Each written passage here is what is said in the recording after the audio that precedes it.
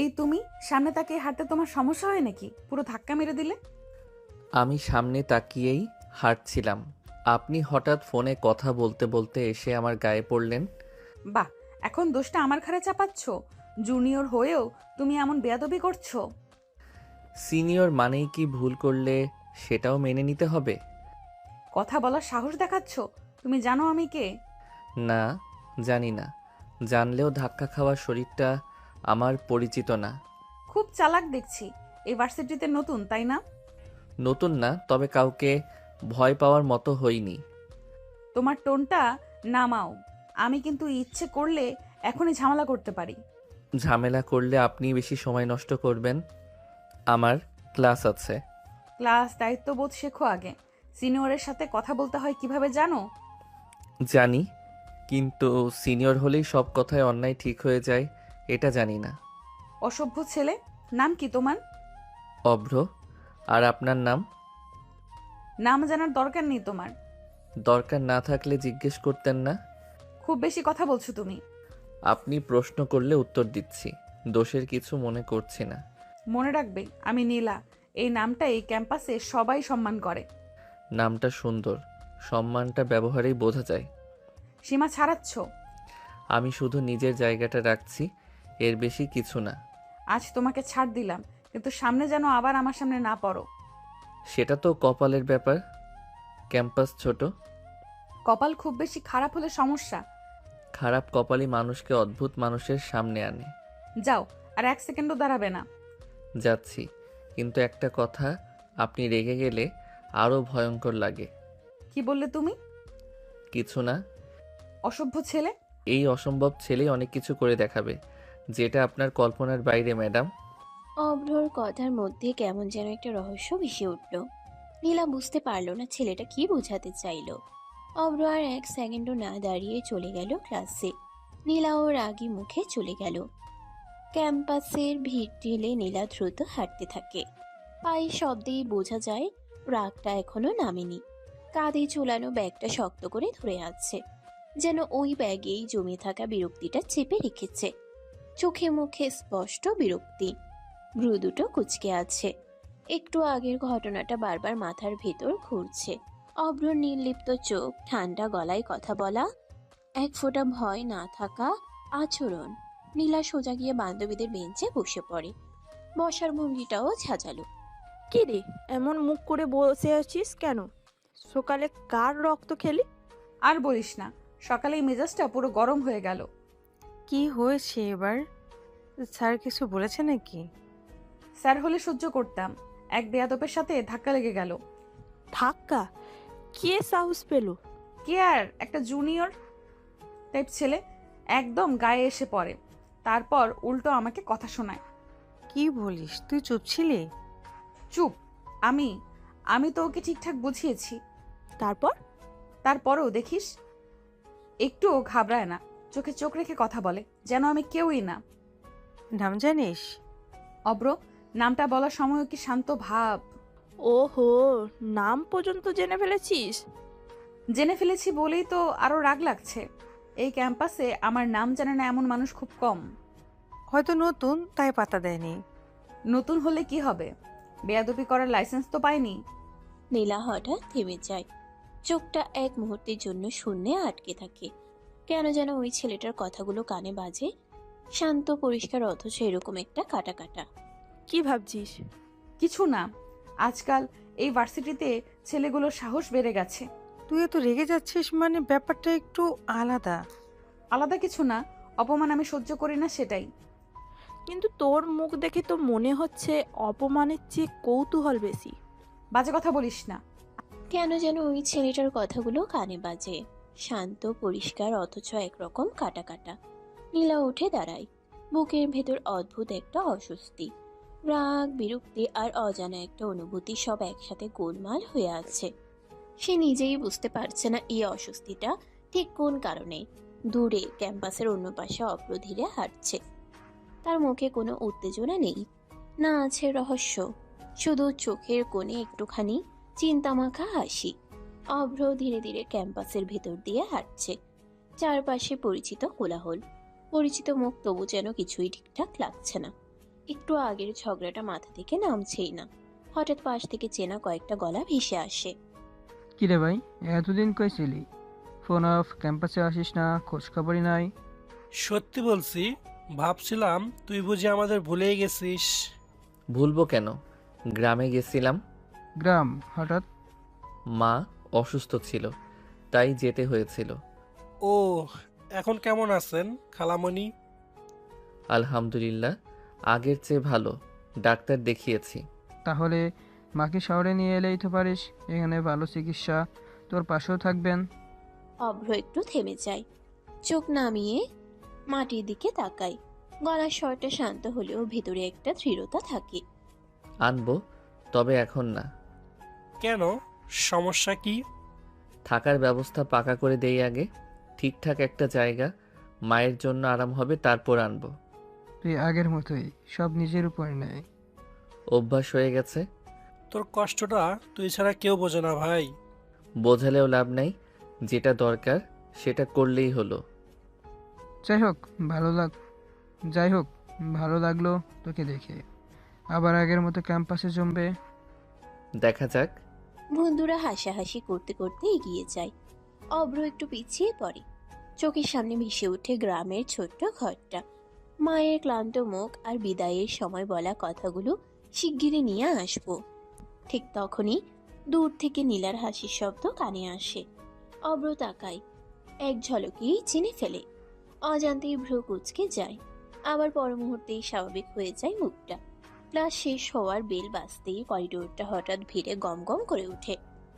একসাথে বের হয় সবাই। নীলা আজ একটু তাড়াহুড়োতেই আছে। বান্ধবীরা পিছনে ডাকলেও সে শোনে না। লম্বা করিডোর দিয়ে প্রায় দৌড়েই আসছিল।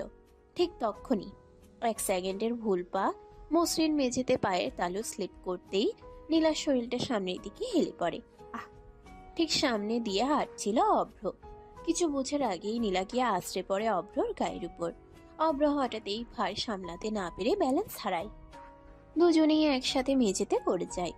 সবচেয়ে ভয়ঙ্করটা ঘটে ঠিক পরের মুহূর্তে। ঠোঁটের উপর নরম একটা ঠোঁটের স্পর্শ, ঠোঁটের সাথে ঠোঁট, একদম নিঃশব্দে। চারপাশের শব্দ যেন এক মুহূর্তের জন্য বন্ধ হয়ে যায়। দুজনেই থমকে উঠে। নীলার চোখ বড় বড় হয়ে যায়, শ্বাস আটকে আসে। অভ্রর চোখেও বিস্ময়, শরীরটা শক্ত হয়ে যায়। 1 সেকেন্ড, 2 সেকেন্ড, তারপর নীলা ঝটকা দিয়ে নিজেকে সরিয়ে নেয়।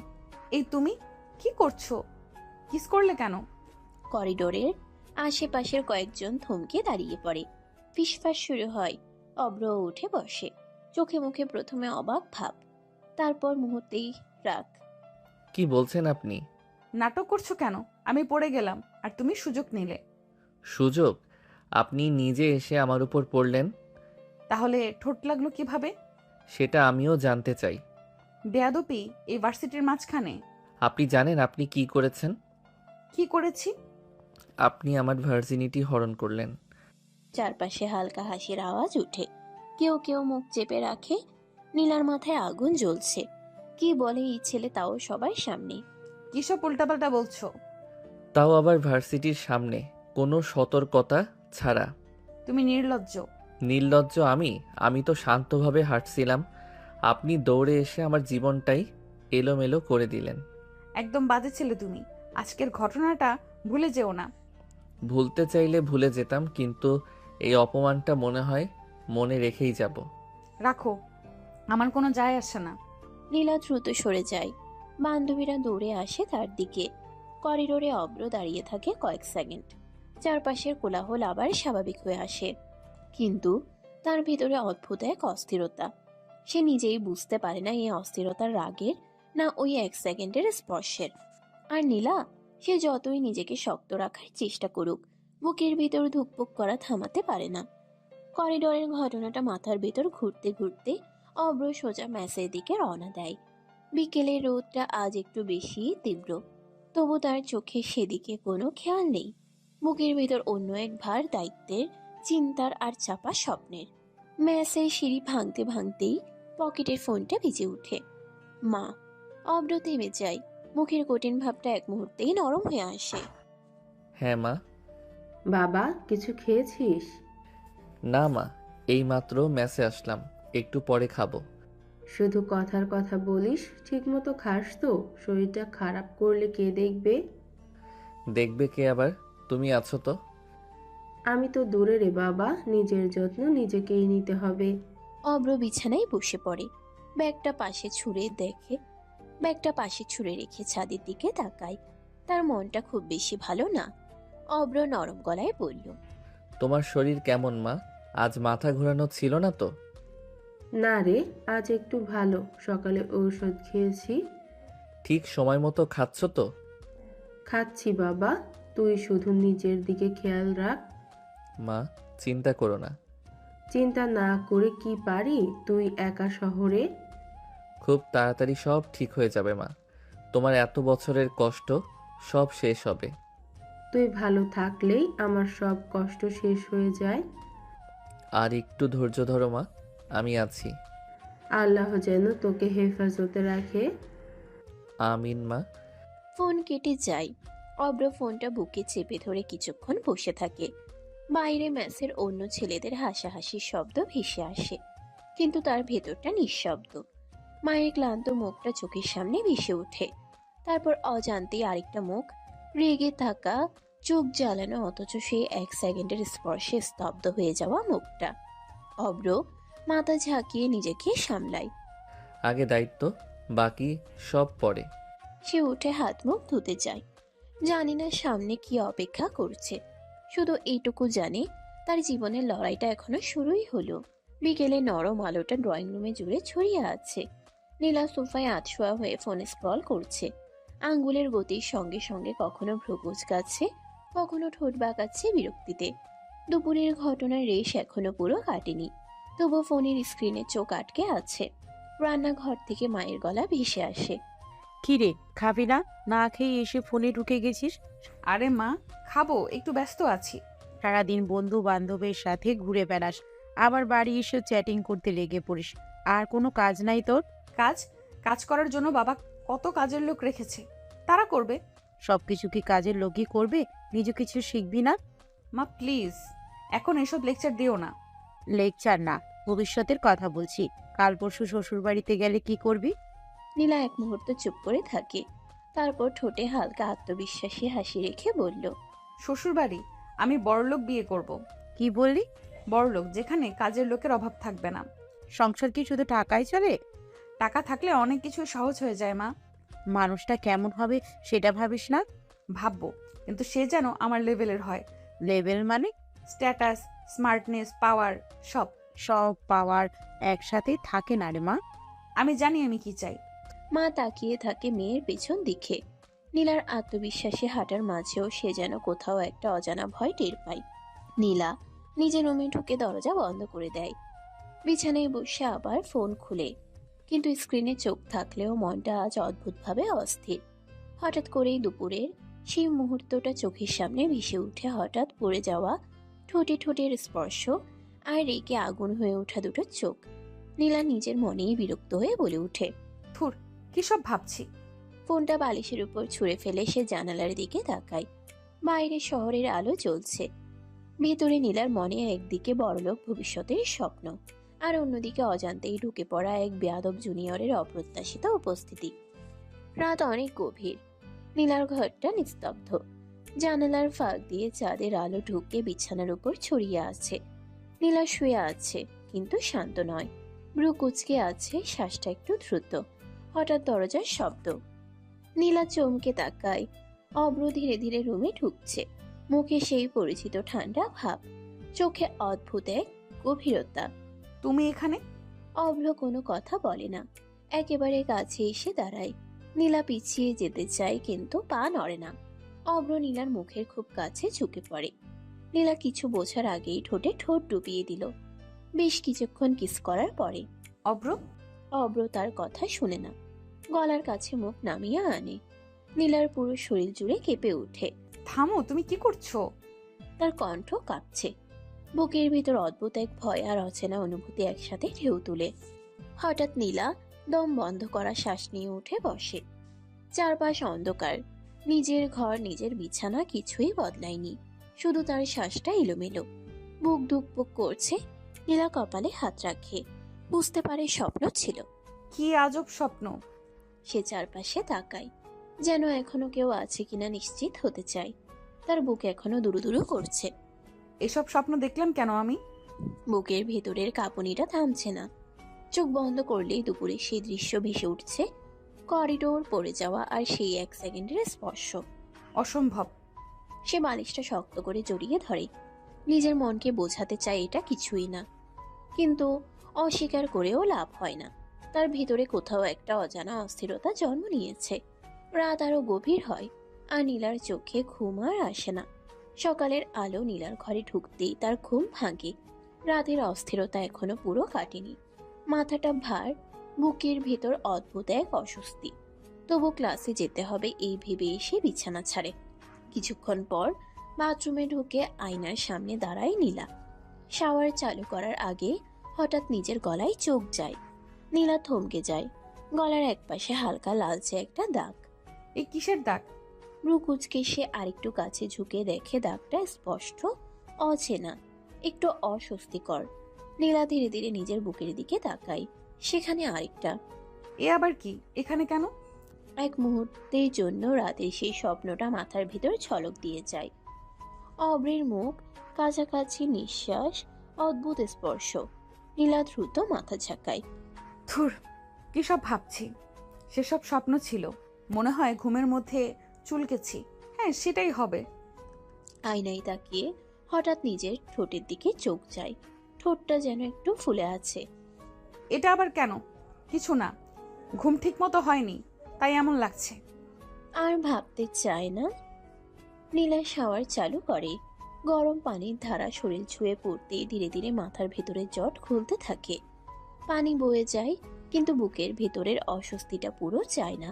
গোসল শেষে তোয়ালে জড়িয়ে আয়নার সামনে আবার দাঁড়ায় সে। দাগগুলো এখনো আছে, তবে সে আর সেদিকে তাকায় না। লেট হচ্ছে, আজ এসব নিয়ে ভাবার সময় নেই। চুল মুছতে মুছতে সে বাথরুম থেকে বের হয়। রুমে ঢুকে দ্রুত প্রস্তুত হতে থাকে নীলা।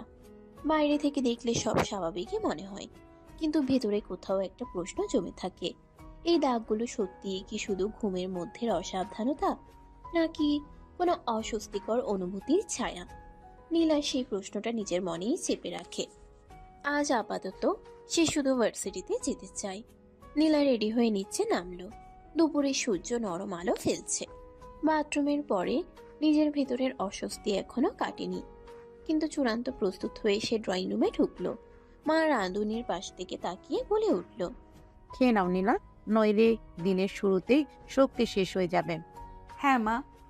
মা তার দিকে খেয়াল রাখছে। সরাসরি চোখ পড়ল নীলার ঠোঁট আর গলায়। ফুলে থাকা ঠোঁট আর হালকা লাল দাগ চোখে পড়তেই মা কপাল কুঁচকিয়ে বলল, প্রেম করছো নাকি? ভালো, তাই বলে মেলামেশা করতে হবে? কি বলছো মা? কি বলছি তুমি ভালো করেই জানো। ঠোঁটটা ফুলেছে, গলায় দাগ, সবই দেখছো তো। বিশ্বাস করো মা, আমি প্রেম করি না। এটা সব ঘুমের মধ্যে হয়েছে, আর কিছু না। ঘুমে এমন হয়? বোকা ভাবো আমাকে? এই বয়সে প্রেমের নামে এমন সব করলে? নীলা চুপ করে কাঁধ ঝাঁকিয়ে বসে। চেয়ারে বসে নিজের খাবার নেওয়ার সময় মনটা কিছুটা ভারাক্রান্ত। চোখে ঘুমের স্বপ্ন আর গায়ে দাগে স্মৃতি ঘুরছে। নিজের ভিতর একটা প্রশ্ন জাগে, কিভাবে এমন স্বপ্ন এত জীবন্ত হতে পারে, আর কেন এর প্রভাব এখনো রয়ে গেছে। মা হালকা গলার স্বরে বলল, আজকের ক্লাসে দেরি করবে না, আর যেন ফোনে ব্যস্ত না দেখি। নীলা মাথা নেড়ে সম্মতি দিল, কিন্তু চোখে অদ্ভুত একটা অস্থিরতা। সকালের ভিড়। ক্যাম্পাসের গেট দিয়ে ঢুকতেই নীলার চোখে পড়ে অভ্র। এক মুহূর্তের জন্য দম আটকে যায়, কিন্তু চোখে পড়তেই অভ্র তার হাসি লুকাতে পারে না। বাবা বয়ফ্রেন্ড খুব আদর করেছে বুঝি? ঠোঁটের অবস্থা তো নাজেহাল। যা খুশি হোক, তোমার কি? এমন জিনিস সামনে এলে তো আমাদেরও টেস্ট করতে ইচ্ছে করে। সাহস হয় কিভাবে এসব বলার? আপনি করলে দোষ নাই, আমি বললেই দোষ। নীলা থেমে যায়। চোখের কোণে চোখ পড়ে কপালের ভাঁজে। অভ্রের কথা ঠিক বসছে না, তবু তার ভেতরের অস্বস্তি বেড়ে যায়। এই ছেলে কেন এমন বেয়াদব, আর কেমন জানি সবকিছু সামনে নিয়ে আসে। আজকের দিনটা শুরুতেই কি দেখলাম আল্লাহ। আর এ ধরনের কথা যদি সামনে কেউ শোনে, তাহলে দোষ আমার না, শুধু আমি বলছি। আপনি তো করেছেন সেসব। বললে কি হবে? নীলা ঠোঁট চাপ দিয়ে ব্যাগ আরো শক্ত করে ধরে। মনে মনে ভাবছে কিভাবে এই অভ্র তার দিন শুরুতেই এত অস্বস্তি দিয়ে গেল। ক্লাসের দিকে এগোতে এগোতে নীলা মনে মনে মাথা নেড়ে বলে। এই ছেলে পাকা অসভ্য। নীলা রুমের দিকে দ্রুত হাঁটছে। হঠাৎ করে তার মনটা কিছুটা ভারাক্রান্ত। অব্রের কথাগুলো এখনো ভেতরে বেঁচে যাচ্ছে। রুমে ঢুকতেই বান্ধবীরা একেবারে তৎপর হয়ে ওঠে। কি রে, কিস করলো কে তোকে? কি সব বলছিস? সত্যি বলছি, কিস করছে দেখলেই বোঝা যাচ্ছে। নীলা হঠাৎ লজ্জায় লাল হয়ে যায়। গলায় অদ্ভুত কেঁপে ওঠা অনুভূত হয়। হাতটা মুখে আঙ্গুল ধরে দেয়। থুর, স্বপ্নে কিস করলে ঠোঁট এমন কেন ফুলে গেছে? আল্লাহ বাঁচাও, তেমন কিছু না, শুধু ঠোঁটের উপর কামড় লেগেছে। তাহলে গোলায় ও কি কামড় লাগছে? নীলা চুপ করে থাকে। মুখ লাল হয়ে গেছে। হাতটা আবার গলায় চলে যায়। কি বিপদে পড়লো আবার। মনে হয় রাতের স্বপ্নটা সত্যি খুব জীবন্ত ছিল। থুর, কেন এমন স্বপ্ন দেখলাম? স্বপ্ন? কি সব বলছিস? স্বপ্নে কিস করা দেখেছিলাম। এটা স্বপ্নের কিস না বুদ্ধু, এটা বাস্তবের। না না, এটা শুধু স্বপ্ন, শুধু স্বপ্ন। ক্লাসরুমের ভিড়ে অপ্র তার বন্ধুদের সঙ্গে বসে আছে। বই খাতা কলম সব আছে, কিন্তু চোখে মুখে অদ্ভুত এক হালকা উচ্ছ্বাস। কিরে, আজ তোকে এত খুশি লাগছে কেন? খুশি থাকতে ছোট ছোট কিছু মুহূর্তই যথেষ্ট বন্ধু। মুহূর্ত? কি ধরনের মুহূর্ত? আবার কোনো মজা করছিস নাকি? না, মজা না, ছোট ছোট বিষয়, যেমন বন্ধুদের সঙ্গে থাকা, পড়াশোনায় মন দেওয়া, কোনো গুরুত্বপূর্ণ কিছু শিখতে পারা। অর্থাৎ তুই বলছিস খুশি হতে বড় কিছু দরকার নেই? ঠিক তাই, আসল জীবনটাই ছোট ছোট মুহূর্তে লুকিয়ে থাকে, আর সেটা ধরতে পারলেই আনন্দ আসে। কিছুক্ষণ তারা চুপচাপ বইয়ের দিকে তাকিয়ে থাকে। তারপর অভ্র গম্ভীর হয়ে বোঝাতে শুরু করে। এই ক্লাসটা খুব গুরুত্বপূর্ণ। যেসব অধ্যায় আমরা আজ দেখব তা পরে অনেক কাজে লাগবে, তাই মনোযোগ দেওয়া জরুরি। ঠিক বলছিস, শুধু খুশি থাকলেই চলবে না, পড়াশোনাও তো গুরুত্বপূর্ণ। তাই মনোযোগ দিয়ে পড়াশোনা করলেই সব কিছু সহজ হয়ে যাবে, আর আনন্দও পাবো। বন্ধুরা আবার খাতা খোলার দিকে ফিরে যায়। অভ্র হালকা হেসে নিজেকে সামলে নেয়। চোখে যে উচ্ছ্বাসটা ছিল তা ধীরে ধীরে স্বাভাবিক হয়ে আসে। ক্লাসরুমের ভেতর হঠাৎ ঝটকা দিয়ে সবাই খাড়া হয়ে দাঁড়ালো। প্রিন্সিপাল স্যার ঢুকেছেন। মুখে হাসি, চোখে তীক্ষ্ণ দৃষ্টি। শোনো তোমরা, এক গুরুত্বপূর্ণ ঘোষণা আছে। সিনিয়র জুনিয়র কুইজ প্রতিযোগিতা হবে, নতুন বছরের প্রথম কুইজ। ছেলে মেয়েরা উত্তেজনায় দৌড়াতে চায়। স্যার আবার এগিয়ে তাকালেন। আর হ্যাঁ, যাদের নাম দেবে তারা অবশ্যই অংশগ্রহণ করবে। কে নাম দিতে চাও? ক্লাস চুপ, কেউ আগে এগোতে চাইছে না। হঠাৎ নীলা হাত তুলে নিজের নাম লিখে দেয়। আমি অংশগ্রহণ করব। খুব ভালো। আর জুনিয়র টিমের পক্ষ থেকে কেউ নাম দেবে? নীলা, শুধু তোর নাম না, অভ্রকেও তো দিতে হবে। হ্যাঁ, তুই জানিস না, আমাদের অভ্র অনেক সাহায্য করবে। ও ভালো ছাত্র। না, আমি একা। না, হবে না, আমরা জোর করে দিব। আপনি চান না চান, অভ্র নামের মধ্যে যাবে। ঠিক আছে, কিন্তু শুধুই কুইজের জন্য। আমিও নাম দিতে চাই। ভালো, তাহলে সিনিয়র, নীলাদ্র জুনিয়র, তোমরা সবাই প্রস্তুত থাকবে। নীলা আর অভ্র একে অপরের দিকে চোখ মেলে দেখে। ছোট্ট এক হাসি দুজনের মুখে ফেটে আসে, কিন্তু তা খুব অল্প সময়ের। ক্লাস শেষে সবাই নাম লিখে প্রস্তুত হচ্ছে। নীলা আর অভ্র একটু আলাদা কোণে দাঁড়িয়ে চোখে চোখ মিলিয়ে দেখছে। শোনো, আমাদের অবশ্যই জিততে হবে। আপনার সাথে যাই, ঝামেলা থাকুক না থাকুক, আমাদের ভার্সিটি জিতাবই। শুধু জেতার জন্য নয়, আমাদের দেখাতে হবে আমরা কেমন টিম। ঠিক বলেছেন, আমি পাশে আছি, কোনো ভুল হলে আমি সামলে নেব। তোমার কথা শুনে একটু সহজ মনে হচ্ছে। সহজ হয়ে যাবে যদি আপনার দক্ষতা থাকে। ক্লাসের মধ্যে সবাই নাম লিখে শেষ করছে। নীলা আর অভ্র একে অপরের দিকে ছোট ছোট হাসি বিনিময় করছে। তো চলুন প্রস্তুত হয়ে যাই, আজকের দিনটা আমাদের জন্য বিশেষ। হ্যাঁ, বিশেষ। লাইব্রেরির নীরবতা, বই খাতা আর মনোযোগ সব কিছুই একসাথে মিলছে। অভ্র আর নীলা টেবিলে বসে কুইজের প্রশ্ন উত্তর নিয়ে পড়ছে। বইয়ের পাতায় চোখ টানা হালকা আলো শরীর ছুঁয়ে যাচ্ছে।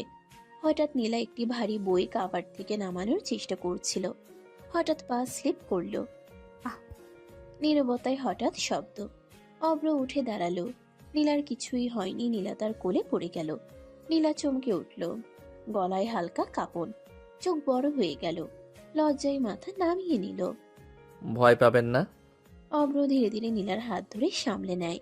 তারপর হালকা চুল সরিয়ে নীলার মুখের কাছাকাছি ঝুঁকে বলল, খুব সুন্দর লাগছে আপনাকে। নীলার শরীর কেঁপে ওঠে। বুকের ভিতর অদ্ভুত উত্তেজনা ছড়িয়ে পড়ে। অব্র আবার ধীরে নীলার ঠোঁটে হালকা চুমু দিয়ে বলে, এত লজ্জা পাচ্ছেন কেন? আমি কি আপনার বয়ফ্রেন্ড নাকি? ধুর, এটা কি স্বপ্ন না বাস্তব? একদম বাস্তব ম্যাডাম। নীলা গভীর শ্বাস নিলেও কাঁপা থামছে না। মনে মনে ভাবছে কি করে এই ছেলে এত সহজে তার ভেতরের উত্তেজনা, লজ্জা আর অস্থিরতাকে ছুঁয়ে যায়। লাইব্রেরির নীরবতা এখন আরো ঘন। বইয়ের পাতায় চোখ রাখলেও নীলার মন অন্যত্র। হঠাৎ সে দম বন্ধ করা কণ্ঠে ফিসফিস করে বলল, কিস করলে কেন? অব্র চোখে অদ্ভুত উষ্ণতা নিয়ে কাছে আসে। ধীরে ধীরে নীলার চুল সরায়। চোখে চোখ মিলিয়ে বলল, আপনাকে দেখলেই আদর করতে ইচ্ছে করে। কি করব বলেন? আপনি অসম্ভব সুন্দরী। নীলার গলায় কাঁপন, বুকের ভেতরে অজানা উত্তেজনা। সে অল্প চোখ বন্ধ করে কিছুক্ষণ স্থির থাকে। অব্র আর অপেক্ষা করল না। ধীরে ধীরে নীলার ঠোঁটে ঠোঁট ডুবিয়ে কিস করতে লাগলো। নীলা হালকা চেঁচিয়ে ওঠার চেষ্টা করলো, কিন্তু হাত তার অব্রের শার্টের কলার খামচে আটকে গেল। এটা কি হচ্ছে? অব্র চুমুটা থামালো না। চোখ বন্ধ করে ধীরে ধীরে আদর করছে। আর নীলা শ্বাস ফেলে কাঁপছে, হাত কলার খামচে ধরে শক্ত করে। যেন হৃদয়টা কেঁপে উঠছে। হৃদয় হৃদয় মিললে কেঁপেই ওঠে ম্যাডাম। নীরবতা, বইয়ের পাতা, হালকা আলো, সব মিলিয়ে সেই মুহূর্তকে আরো ঘন করে তুলেছে। নীলা হালকা কাঁপতে থাকে, আর অব্র আরো ধীরে ধীরে তার ঠোঁট থেকে মুখ সরায়। চোখে চোখ মিলিয়ে সে হেসে বলে, এমন সুন্দরী আর কখনো দেখিনি। নীলা মুখ চেপে ধরে। মনে মনে ভাবছে এই ছেলে তার ভিতরের লজ্জা, উত্তেজনা আর অস্বস্তি একসাথে ছুঁয়ে গেল। লাইব্রেরির বাতাস ভারী হয়ে আছে। নীলার বুক ধুকপুক করছে। সে চোখ তুলে অভ্রর দিকে তাকিয়ে কঠিন স্বরে বলল, আমার সাথে ফ্লার্ট করছো? ভয় লাগছে না তোমার? অব্র এক মুহূর্ত চুপ করে থাকে। তারপর ধীরে ধীরে নীলার আরো কাছে এসে কণ্ঠটা নামিয়ে বলে, ভয় না, আপনাকে দেখলে ভয় না, আদর করতে মন চায়। নীলা চমকে তাকায়। অব্র খুব আলতো করে নীলার কাঁধে হাত রাখে। জোর নয়, দাবিও নয়। ফ্ল্যাট না ম্যাডাম, সত্যি বলছি, আপনি ছাড়া আমার চলবে না। এইসব কথা বলো না অভ্র, প্লিজ। ঠিক আছে, যদি কষ্ট লাগে আমি থামবো। আমি কিন্তু তোমার গার্লফ্রেন্ড না। জানি, গার্লফ্রেন্ড বানানোর ইচ্ছাও নাই। তাহলে? বউ বানানোর ইচ্ছা আছে, সময় নিয়ে, সম্মান দিয়ে। আর আদর তা তখনই যখন আপনি নিজে চাইবেন। নীলা স্তব্ধ হয়ে যায়। কোনো উত্তর আসে না। লাইব্রেরির নীরবতায় শুধু দুজনের নিঃশ্বাস শোনা যায়। এই ছেলে ভয়ঙ্কর, কারণ জোর করে না, কথা দিয়ে কাঁপিয়ে দেয়। লাইব্রেরির নীরবতার মধ্যে অব্র ধীরে এক পা এগিয়ে আসে। নীলার খুব কাছে, এত কাছে যে দুজনে নিঃশ্বাস একে অপরের গায়ে এসে লাগে। অব্র নরম গলায় বলে, আপনি সত্যি করে বলুন তো, আমার কাছে এলে কি আপনার খারাপ লাগছে? নীলা কিছু বলে না, চোখ নামানো। বুকের ভেতর অস্থিরতা। অব্র হালকা হাসে, সেই হাসিতে আত্মবিশ্বাস। আমি জানি খারাপ লাগছে না, খারাপ লাগলে তো এতক্ষণে আপনি রণক্ষেত বানিয়ে দিতেন। নীলা ঠোঁট কামড়ে ধরে, শরীরের ভারসাম্য হারাতে বসে। অব্র ধীরে নীলার কপালের কাছে মুখ আনে। খুব আলতো স্পর্শ। আপনি নিজেই তো আমাকে থামাচ্ছেন না। তোমার কাছে এলে আমি ঠিক থাকতে পারছি না অভ্র, তোমার ছোঁয়ায় আমি বেসামাল হয়ে যাচ্ছি। অব্রর চোখ গাঢ় হয়ে ওঠে। সে নীলাকে খুব কাছ থেকে দেখে, তারপর বাঁকা হেসে বলে, আমি তো তাই চাই সোনা, আপনি আমার কাছেই বেসামাল হন। পাগল না হলে ভালোবাসা হয় নাকি? নীলা কিছু বলে না, শুধু চোখ তুলে তাকায়। আর সেই তাকানোতেই দুজনেই বুঝে যায় এই আগুন এখন আর সহজে নিভবে না। এক সপ্তাহের প্রস্তুতির পর সেই দিন এলো। প্রতিযোগিতা শুরু হতে আর বেশি সময় নেই। পুরো ভার্সিটি জুড়ে উত্তেজনা। সিনিয়র ও জুনিয়র টিম সবার চোখে উৎসাহ, মুখে অস্থিরতা। অব্র আর নীলা একসাথে স্টেজের পাশে দাঁড়িয়ে আছে, চোখে একরাশ দৃঢ়তা, ভেতরে হালকা স্নায়বিক উত্তেজনা। এই একটাই সুযোগ, আমাদের অবশ্যই জিততে হবে। ভয় নেই, আমরা একসাথে আছি। যেখানে আপনার বুদ্ধি আর আমার সমর্থন, জয় তো পাকা। নীলা চোখে চোখ মিলিয়ে হালকা মাথা নেড়ে সম্মতি দেয়। প্রিন্সিপাল স্যার মাইক হাতে সামনে দাঁড়ালেন। শুরু হলো সিনিয়র জুনিয়র কুইজ প্রতিযোগিতা। উভয় দলের পক্ষ থেকে যথাযথ প্রস্তুতি আছে। নিয়ম মেনে খেলো, সততা, বুদ্ধি আর দ্রুত সিদ্ধান্ত নেওয়ার ক্ষমতা সব মিলিয়ে আমরা বিজয়ী চাই। শান্ত থাকুন, শুধু মনে রাখবেন প্রশ্ন পড়া, দ্রুত উত্তর দেওয়া এবং আমাদের টিমও একসাথে। ঠিক আছে, আমরা একসাথে। কোনটি ভার্সিটির পুরাতন প্রতীকের অংশ? সেটি, হ্যাঁ, শেরি বাংলা মূর্তির ছবি। ঠিক উত্তর। সবার চোখ কপালে। নীলা অব্রকে একটু হালকা হাসি দিয়ে দেখে। পরবর্তী প্রশ্ন। নীলা হাত তোলে। ভার্সিটির প্রতিষ্ঠা বর্ষ 1952। অব্র পাশ থেকে খুঁজে দেখে, হালকা মাথা নেড়ে সম্মতি জানায়। প্রতিযোগিতা এগোচ্ছে। উত্তেজনা, খেলা, বুদ্ধি সব মিলিয়ে স্টেজের আলো আর ভিড়ের গুঞ্জনও যেন দূরে। অভ্র আর নীলা একে অপরের দিকে হালকা তাকাচ্ছে, চোখে শুধু জয়, মনে টান। দুইজনের সঙ্গতি, চোখে চোখ মেলানো, সব মিলিয়ে যেন প্রতিটি উত্তর নিশ্চিত। অন্য দলের ছেলেমেয়েরা প্রশ্ন পড়ার আগেই অভ্র নীলার উত্তর। ভিড়ের মধ্যে হাহাকার। প্রতিযোগিতায় শেষে প্রিন্সিপাল মাইকে ঘোষণা করলেন। ফলাফল ঘোষণা করা হলো। বিজয়ী হলো অভ্র আর নীলার দল। ভিড় চুপচাপ। ইউনিভার্সিটি ছাত্রছাত্রীরা হতভাগ, কেউ সামলে নিতে পারছে না। অভ্র নীরদ চোখে নীলাকে ছোট্ট হাসি দিল। দেখলেন, বলেছিলাম একসাথে থাকলে জেতা যায়। হ্যাঁ, একসাথে আমরা। আজকের কুইজ শুধু জয় নয়, একে অপরের উপর বিশ্বাস আর প্রস্তুতির পুরস্কার। অভ্র আর নীলা একে অপরের দিকে তাকায়, চোখে শুধু আনন্দ, মুখে ছোট্ট হাসি। ভিতরে এই জয়টুকু কুইজের নয়, এক সপ্তাহ ধরে তাদের একে অপরের সঙ্গে যে বন্ধন তৈরি হয়েছে সেটা নিঃশব্দ স্বীকৃতি। ভিড় থেকে হালকা শোরগোল উঠে, কিন্তু তাদের জন্য এখন শুধু এক শান্তি, একসাথে তারা জিতেছে। কুইজ শেষ। ইউনিভার্সিটির উত্তেজনা এখনো বাতাসে ভেসে আছে। অভ্র আর নীলা একসাথে বাইরে বের হচ্ছে। রাস্তার আলোর নরম আলো দুজনের উপর পড়ে। অভ্র হালকা হেসে নীলার দিকে তাকিয়ে বলে, কি ব্যাপার ম্যাডাম, ভুলে গেলেন নাকি? তোমাকে ভোলা যায় নাকি? ভুলতে চাইলেও পারবেন না, মনে নামটা গেঁথে দিব। সিনিয়রের সাথে প্রেম করতে ভয় লাগে না? না সোনা, ভয় পেলে কি ভালোবাসতাম? এই ছেলে একটু বেশি ডেঞ্জারাস। কিন্তু তার সাহস দেখলে মনে হয় ভয় আর লজ্জা মিলেও হারিয়ে যায়। অভ্র আবার একটু এগিয়ে নীলার কাঁধে হাত রাখে। চিন্তা করবেন না, আমরা একসাথে থাকবো সব সময়। ঠিক আছে। রাত গভীর, সব আলো নিস্তব্ধ। হঠাৎ নীলার ফোন বাজে। স্ক্রিনে অভ্রের নাম দেখা যায়। সে ধীরে ফোন ধরে। কি করছেন ম্যাডাম? কি আর করব, পড়ছি। শুধু পড়লেই হবে? কিন্তু আমাকে একটু সময় দিন। কি সময় চাও মিস্টার? আদর করতে চাই। এই ছেলে আবার ঠিকই জানে আমার দুর্বল জায়গা। শুধু কিছু মুহূর্ত আপনার সঙ্গে কাটাতে চাই। ঠিক আছে, তবে পড়াশোনা শেষ হয়ে গেলে। সোনা, আমি অপেক্ষা করতে পারি, কারণ সময় না থাকলে আদরও তো অর্ধেক আনন্দ হয়। ঠিক আছে, কিন্তু শুধু একটু। ধন্যবাদ সোনা। রাত গভীর, ঘরের বাতাস নীরব, শুধু ঘড়ির টিকটিক শোনা যায়। হঠাৎ ব্যালকনির দরজা আস্তে খোলা হলো। অভ্র ধীরে ধীরে ভিতরে ঢুকলো। নীলা চোখ বড় করে তাকালো। এত রাতে তুমি এখানে? তুমি তো বলেছিলে পড়ার পরে সময় দেবে, এখন তোমার পড়া শেষ, এখন ভালোবাসার সময়। নীলা কিছুক্ষণ চুপ, হৃদয় ধুকপুক করছে, হাতটা অচেতন ভাবে বুকের কাছে। অভ্র এক ধরনের আলতো হাসি দিয়ে নীলার পাশে বসে। এখন কোনো কথা না, শুধু আদর।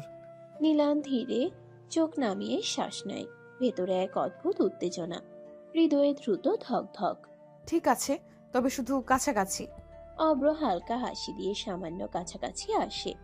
দুজনের হাত মিলিত হয়, চোখে চোখ মিলছে, নিঃশ্বাস খারো। অভ্র ধীরে ধীরে নীলার ঠোঁটে ঠোঁট ডুবিয়ে কিস করতে লাগলো। নীলা খামচে ধরলো অভ্রের শার্ট। অভ্র নীলাকে বিছানায় নিয়ে শুইয়ে দিল। তারপর নীলার উপর উঠে কিস করতে লাগলো। নীলার নিঃশ্বাস আটকে আসছে। অভ্র থামলো না। নীলার জামার ভিতর দিয়ে হাত ঢুকিয়ে দিল। নীলা কেঁপে উঠল।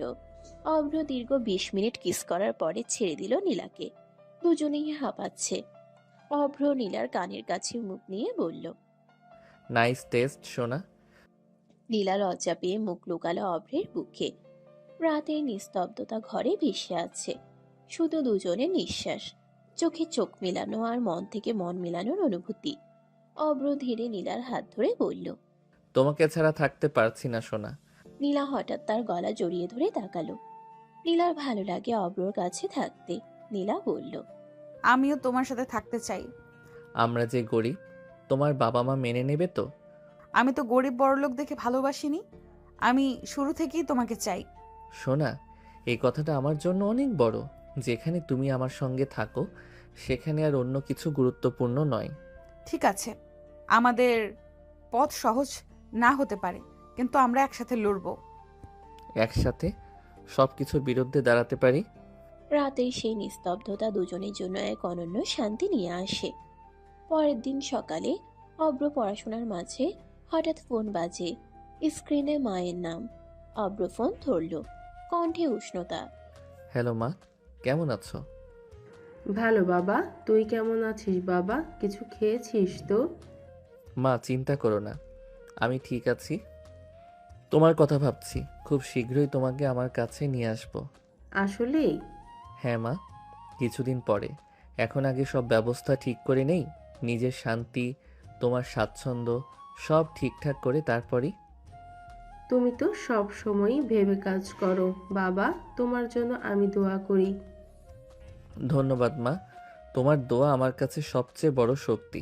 গেটে অভ্র কিছুক্ষণ চুপচাপ বসে থাকে। চোখে উষ্ণতা, মনে শান্তি।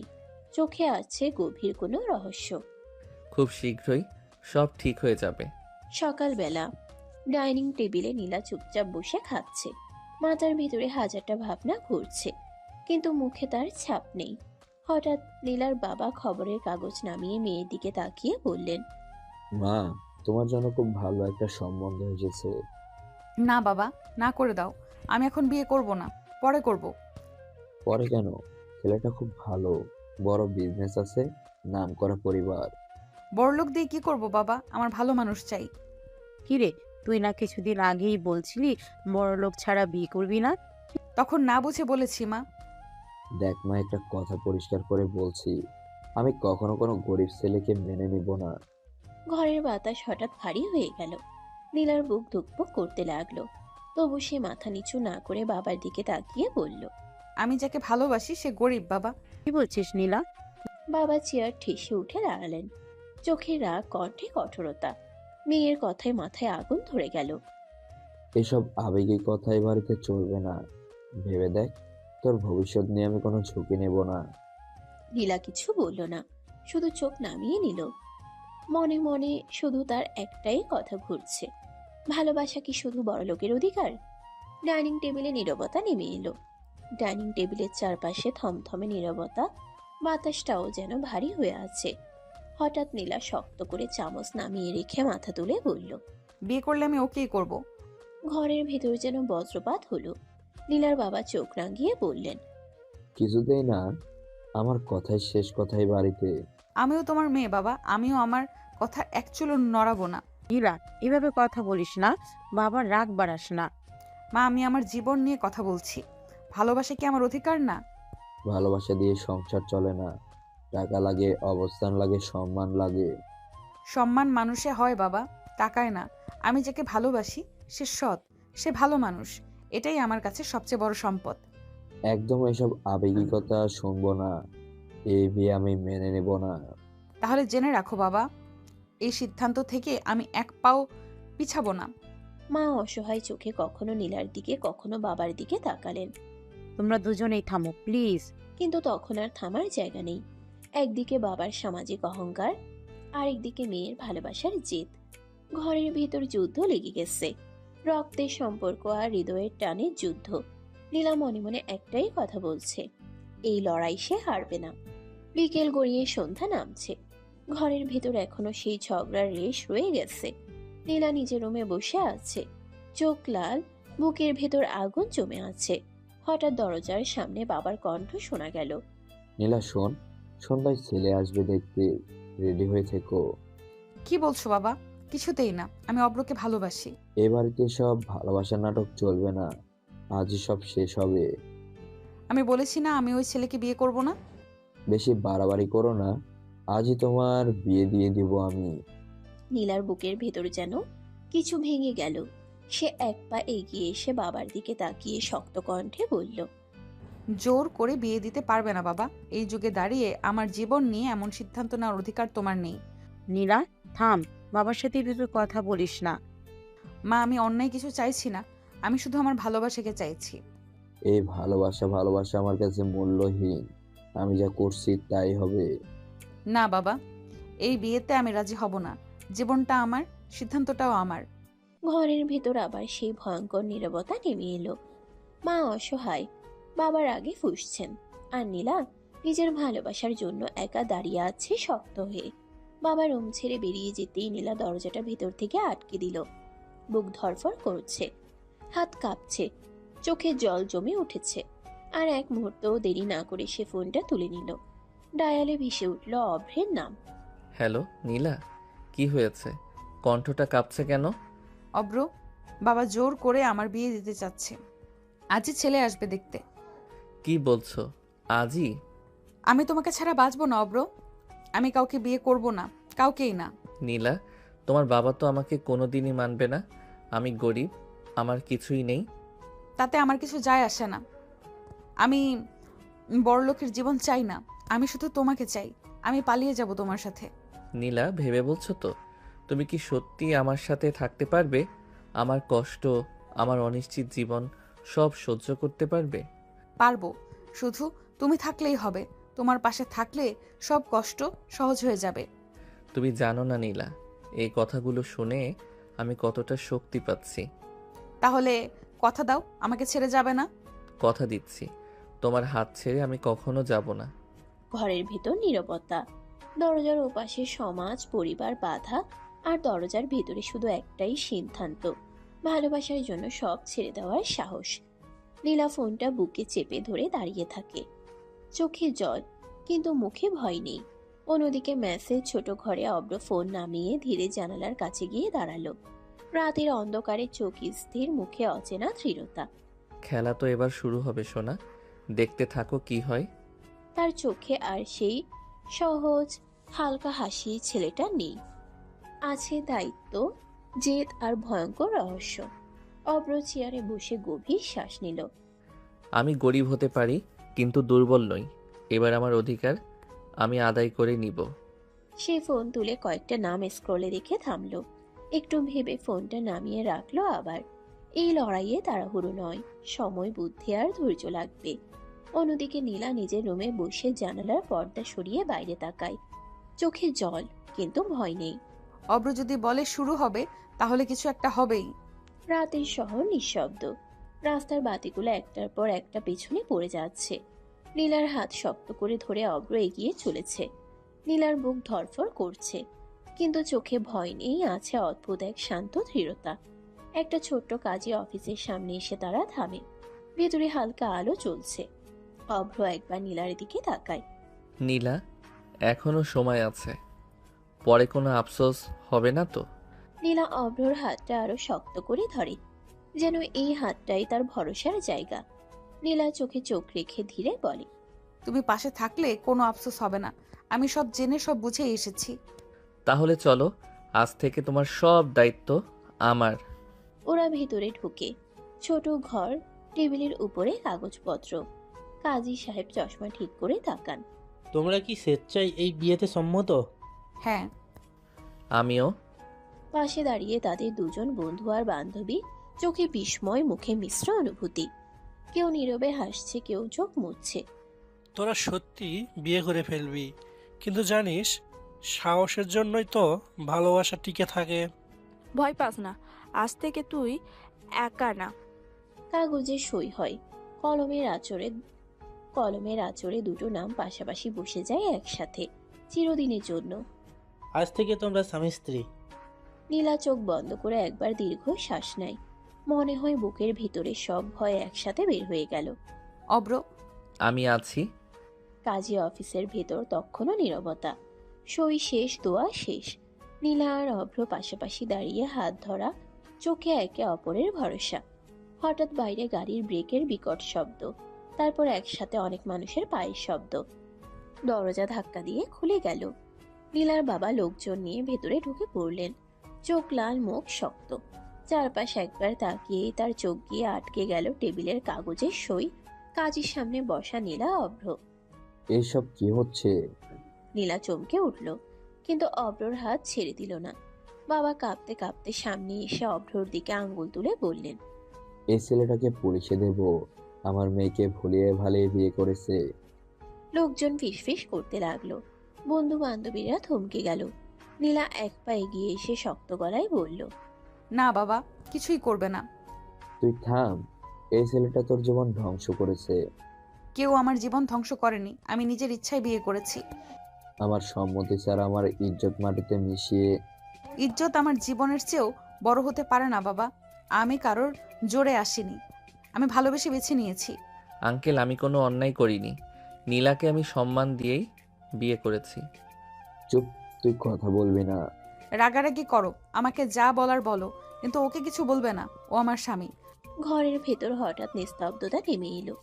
স্বামী শব্দটা যেন সবার বুকে আঘাত করলো। বাবা স্তব্ধ হয়ে নীলার দিকে তাকিয়ে রইলেন। মা পিছনে দাঁড়িয়ে চোখ মুছছেন। নীলা ধীরে বলল, আচ্ছা, যা হওয়ার হয়ে গেছে বাবা, এখন শুধু রাগ আর অভিমান আছে, কিন্তু অন্যায় কিছু হয়নি। বাবা কিছুক্ষণ কিছু বললেন না, শুধু কঠিন চোখে তাকিয়ে রইলেন মেয়ের দিকে, আর সেই ছেলের দিকে যে তার মেয়ের জীবনের সবচেয়ে বড় সিদ্ধান্তের অংশ হয়ে গেছে। এই কাজী অফিসে আজ শুধু বিয়ে হয়নি, একটা পরিবারের অহংকার আর একটা মেয়ের ভালোবাসার মুখোমুখি দাঁড়ানো শুরু হলো। কাজী অফিসের ভেতর বাতাসটা ভারী হয়ে আছে। বাইরের লোকজনের ফিসফাস, ভেতরে চাপা উত্তেজনা। নীলার মা চোখ ভেজা অবস্থায় এগিয়ে এসে নীলার হাত ধরলেন। তুই এমনটা করলি কেন মা? একবারও ভাবলি না আমাদের কথা? আমার কিছু করার ছিল না মা, তোমরা কেউ আমাকে বোঝোনি। আমি কতবার বলেছি আমি কাউকে ভালোবাসি। কিন্তু এভাবে পালিয়ে বিয়ে সমাজে আমরা মুখ দেখাবো কিভাবে? সমাজ আমার জীবনটা বাঁচাবে না মা, আমি বাঁচতে চেয়েছি, তাই এই সিদ্ধান্ত। তাই বলে গরিব ছোটলোক ছেলেকে বিয়ে করবি? আমার সম্মান, আমার অবস্থান সব শেষ করে দিলি। অব্র কিছু বলতে গিয়েও থেমে গেল, কিন্তু নীলা এক মুহূর্ত চুপ থাকলো না। বাবা, সাবধানে কথা বলো, ও আর শুধু একটা ছেলে না, ও আমার স্বামী। ঘরের ভেতর হঠাৎ তীব্র নীরবতা। স্বামী শব্দটা যেন আগুনের মতো ছড়িয়ে পড়ল। বাবার আগে কাঁপতে কাঁপতে বললেন, এই সম্পর্ক আমি মানি না, আজও না, কোনোদিনও না। মানো আর না মানো বাবা, আমার জীবনের সিদ্ধান্ত বদলাবে না। তুই আজ আমার সব শেষ করে দিলি। একটা গরিব ছেলের জন্য নিজের বাবা মাকেই ছাড়লি। আমি কাউকে ছাড়িনি বাবা, আমি শুধু ভালোবাসাকে আঁকড়ে ধরেছি। থামো তোমরা দুজনে, এভাবে ঝগড়া করলে কিছুই ঠিক হবে না। কিন্তু তখন আর থামার জায়গা নেই। বাবা আর মেয়ের মধ্যে জমে থাকা অহংকার আর অভিমানের বিস্ফোরণ শুরু হয়ে গেছে। নীলা অভ্রর হাত শক্ত করে ধরল। অভ্র নিচু স্বরে বলল, ভয় পেও না, আমি আছি। এই কাজী অফিসে শুধু বিয়ে নয়, আজ এক পরিবারের ভাঙনের শব্দও স্পষ্ট হয়ে উঠল। ভালোবাসা জিতেছি ঠিকই, কিন্তু তার মূল্য দিতে হচ্ছে আগুনের ভেতর দিয়ে হেঁটে। কাজী অফিসের ভেতরে তখন টানটা নীরবতা, সবাই শ্বাসের শব্দ পর্যন্ত শোনা যাচ্ছে। নীলার মা ধীরে ধীরে নীলার বাবার দিকে এগিয়ে এলেন, গলায় অনুরোধ, চোখে অসহায়তা।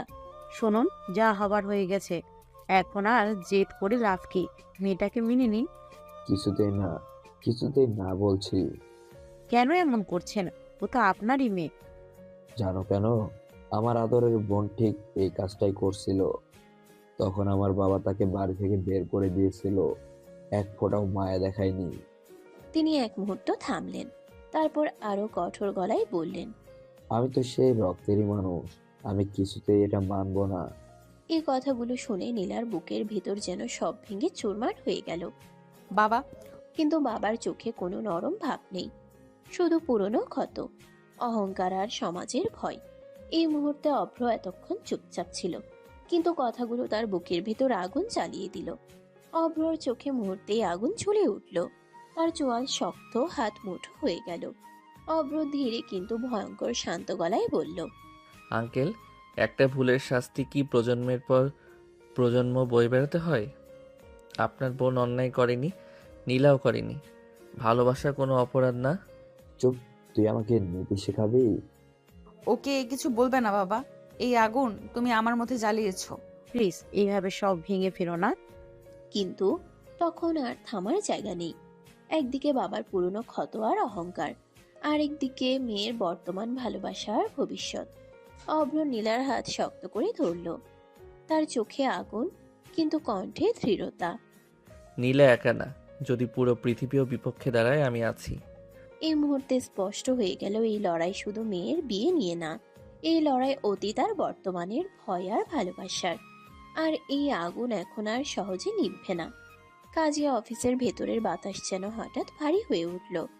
এক মুহূর্ত আগেও যেখানে তর্ক আর কান্নার শব্দ ছিল, সেখানে এখন শুধু চাপা উত্তেজনা। অভ্র ধীরে নীলার দিকে তাকালো। চোখে কোনো দ্বিধা নেই, নেই ভয়। সে নীলার হাতটা শক্ত করে ধরল। নীলা চমকে তাকালো। অব্র, চলো। নীলা বুঝে গেল এই চলো এর মানে কি।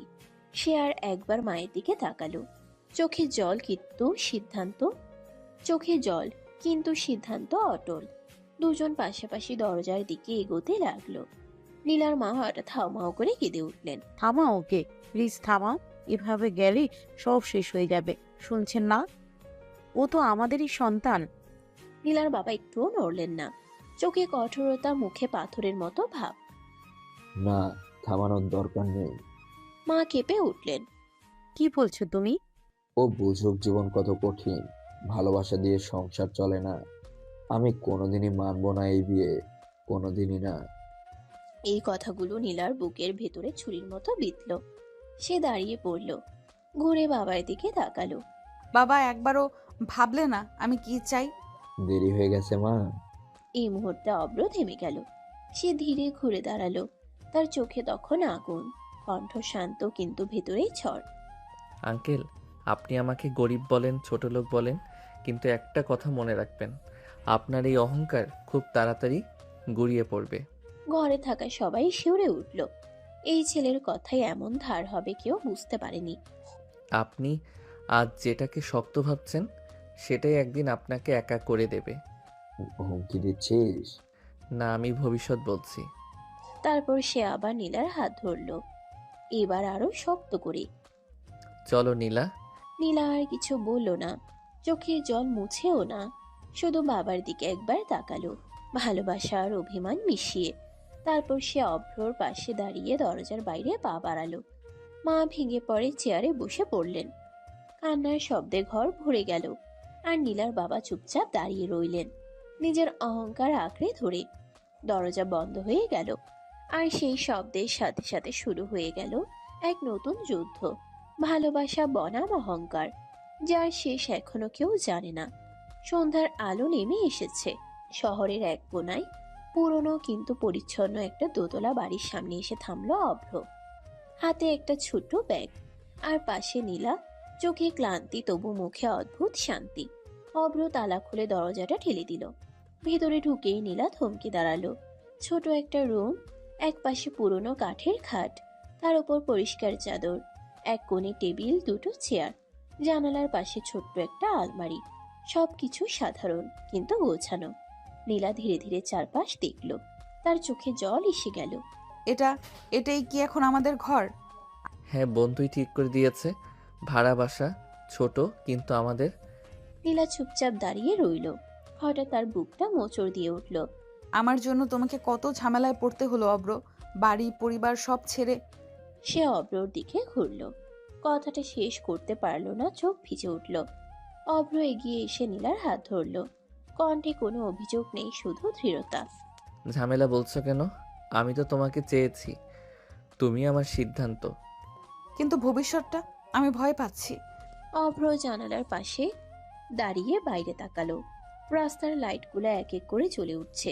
সে শান্ত গলায় বলল, ভয় পাওয়াটাই স্বাভাবিক, আমিও ভয় পাচ্ছি। কিন্তু জানো, ছোট একটা চাকরি জোগাড় করে নিলেই সব ধীরে ধীরে ঠিক হয়ে যাবে। আজ না হোক কাল। তুমি নিশ্চিত তো কিভাবে থাকো? কারণ আমার পাশে তুমি আছো, আর তোমাকে নিয়ে আমি হাঁটতে পারি না। নীলা আর নিজেকে সামলাতে পারল না। সে হঠাৎ অভ্রকে জড়িয়ে ধরল। আমি চেষ্টা করব অব্র, তোমার বোঝা হব না, একসাথে লড়বো। বোঝা না সোনা, তুমি আমার শক্তি। ঘরের ভেতর নীরবতা নেমে এলো। কোনো বিলাস নেই, কোনো বড় স্বপ্নের কথা নেই, শুধু দুজন মানুষ, একটু জায়গা আর একসাথে বাঁচার অদম্য ইচ্ছা। জানালার বাইরে বাতাস বইছে, ভেতরে নতুন জীবনের প্রথম রাত, অনিশ্চয়তায় ভরা, তবু ভালোবাসাই শক্ত। রাতটা আরো ঘন হয়ে এসেছে। ঘরের ভেতরে হালকা আলো জ্বলছে। নীলা জানালার পাশে দাঁড়িয়ে বাইরে তাকিয়েছিল। হঠাৎ দরজার শব্দে ফিরে তাকালো। অব্র হাতে 2 প্যাকেট খাবার নিয়ে ঢুকলো। মুখে হালকা ক্লান্তি, তবু চোখে যত্নের ছাপ। বাইরে খুব ভালো কিছু পাইনি, এই পাশের দোকান থেকে ভাত আর সবজি এনেছি, একটু কষ্ট করে এসবই খাও সোনা। আমার তো তোমার বাবার মতো সামর্থ্য নাই। কথাগুলো বলেই সে একটু থমকে গেল। মনে হলো নিজের কথাতেই কোথাও আঘাত পেয়েছে। নীলা ধীরে এগিয়ে এলো। চোখে কোনো অভিযোগ নেই, বরং নরম ভালোবাসা। এই কথা আর বলবে না। তুমি ভালোবেসে যা খাওয়াবে আমি তাই খাবো। সত্যি কোনো আফসোস নেই তো? একটুও না। ভালোবাসলে ডাল ভাতেই রাজকীয় লাগে।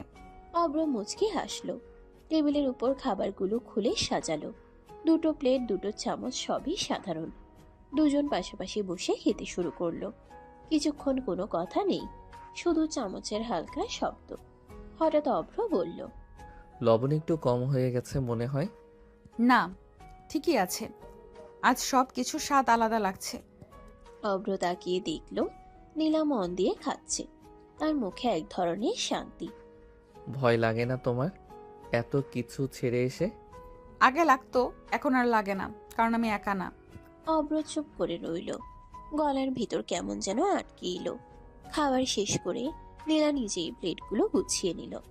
অভ্র থামাতে চাইলে সে বলল, আজ থেকে সব একসাথে, কষ্ট ও দায়িত্ব। রাত অনেকটা গভীর। আকাশে আধখানা চাঁদ, বাতাসে হালকা শীতলতা। নীলা বারান্দার রেলিং ধরে দাঁড়িয়ে আছে। চুলগুলো এলোমেলো হয়ে কাঁধে ছড়িয়ে পড়েছে। চোখে দূরের অজানা চিন্তা। পেছন থেকে ধীর পায়ে অভ্র এগিয়ে এসে নীলাকে জড়িয়ে ধরল। বুকের সাথে বুক লেগে গেল। কি শোনা, কষ্ট হচ্ছে? নীলা একটু চমকে ওঠে, তারপর নিজেকে ছেড়ে দিল তার বুকে। এটাই এখন তার সবচেয়ে ভরসার জায়গা। তোমার কাছে থাকলে কোনো কষ্টই কষ্ট লাগে না। অভ্র চোখ বন্ধ করে নীলার গলায় মুখ ডুবিয়ে দিল। ভালোবাসার ছোঁয়ায় এক মুহূর্ত থেমে রইল সে। তারপর খুব আলতো করে গালে গলায় আদরের ছোঁয়া। নীলা হালকা কেঁপে উঠল। অজান্তেই অভ্রর চুল খামচে ধরল। শ্বাসটা একটু ভারী হয়ে এলো। অব্র, অভ্র ধীরে নীলাকে নিজের দিকে ঘুরিয়ে নিল। চোখে চোখ, কথার দরকার হলো না। অভ্র খুব আস্তে করে নীলার ঠোঁটে ঠোঁট ছুঁয়ে দিল। ভালোবাসায় নিঃশব্দ স্বীকারোক্তি। নীলা চোখ বন্ধ করে সেই মুহূর্তে নিজেকে সঁপে দিল। ভয়ের বদলে ভরসা, অনিশ্চয়তার বদলে আপনজনের উষ্ণতা। অভ্র নীলাকে কোলে তুলে নিল। নীলা অবাক হলেও হাত দুটো শক্ত করে তার গলা জড়িয়ে ধরল। ভয় পাচ্ছ? না, তোমার উপর ভরসা আছে। অভ্র তাকে খুব যত্ন করে বিছানায় বসিয়ে দিল। দুজন পাশাপাশি বসে রইল কিছুক্ষণ। কোনো তাড়া নেই, কোনো শব্দ নেই, শুধু দুটো হৃদয়ের একসাথে ধুকপুক। অভ্র নীলার কপালে আলতো করে চুমু দিয়ে বলল, এই ছোট ঘরটা, এই জীবনটা, সবটুকু আমি তোমাকে দিয়ে সাজাতে চাই। আমি তো আগেই নিজের সবটা তোমাকে দিয়ে দিয়েছি। ঘরের ভেতর আলোটা হালকা, পর্দা দুলছে হালকা বাতাসে। অভ্র ধীরে নীলার দিকে ঝুঁকে এলো। কোনো তাড়া নেই, কোনো জোর নেই, শুধু অদ্ভুত এক টান। অভ্র আলতো করে নীলার ঠোঁটে ঠোঁট ডুবিয়ে দিল। ভালোবাসার কিস। নীলা প্রথমে একটু থমকে গেল, তারপর ধীরে চোখ বন্ধ করে সাড়া দিল। অভ্র ফিসফিস করে বলল, এভাবে তাকিও না সোনা, বুকটা কেমন করে ওঠে। তুমি না বললেই এমন কথা। অভ্র হালকা হেসে নীলার কপালে, তারপর গালের পাশে আদরে ছোঁয়া দিল। গলায় মুখ ডুবিয়ে খুব যত্নে তাকে কাছে টেনে নিল। জানো সারাদিন কত চাপ ছিল, কিন্তু তোমাকে কাছে পেলেই সব উধাও হয়ে যায়। অভ্র নীলার হাত দুটো নিজের মুঠোয় নিল। চোখে গভীরতা, কণ্ঠে দৃঢ়তা। আমি তোমাকে শুধু ভালোবাসতে চাই না নীলা, আমি দায়িত্ব নিতে চাই তোমার হাসি, কষ্ট, ভয় সব কিছুর। এই কথাটা তো শুনতে চেয়েছিলাম। অভ্র নীলার কপালে দীর্ঘ চুমু দিয়ে তাকে বুকে টেনে নিল। আস্তে আস্তে কিস করতে লাগলো নীলাকে। তারপর গলায় মুখ ডুবিয়ে কিস করতে করতে নিচে নামতে শুরু করলো। নীলা অভ্রর চুল খামচে ধরে আছে। অভ্র আর নিজেকে সামলাতে পারল না। সে ডুব দিয়ে দিল নীলার মাঝে। রাত ধীরে ধীরে আরো গভীর হলো, কিন্তু সেই ঘরের ভেতর ভালোবাসার আলো জ্বলতেই থাকলো। রাত অনেক গভীর, ঘরের বাতিটা নিভে আছে, শুধু জানালার ফাঁক দিয়ে চাঁদের আলো ঢুকে পড়েছে। অভ্র ফোনটা কানে চেপে ধরে বারান্দার দিকে হেঁটে যায়। গলার স্বর নিচু, কিন্তু ভেতরের অস্থিরতা চাপা দেওয়া যাচ্ছে না। ও যখন জানবে আমি শুধু ওনাকে বোঝানোর জন্য ওকে ব্যবহার করেছি, তখন কি আমাকে ক্ষমা করবে রাহাত? তুই চাইলে অন্যভাবে লড়তে পারতি অভ্র। এভাবে সত্য জানলে মানুষটা ভেঙে পড়বে, ভীষণ কষ্ট পাবে সে। অভ্র চোখ শক্ত করে বন্ধ করে নেয়। কণ্ঠে জমে থাকা আগুন বেরিয়ে আসে। কষ্ট না দিলে ওরা বোঝে না রাহাত, বোঝানোই আসল। গরিবরাও মানুষ, এই কথাটা ওদের মাথায় ঢোকাতে হবে। কিন্তু নীলার কথা ভেবেছিস? সে তো তোকে বিশ্বাস করে।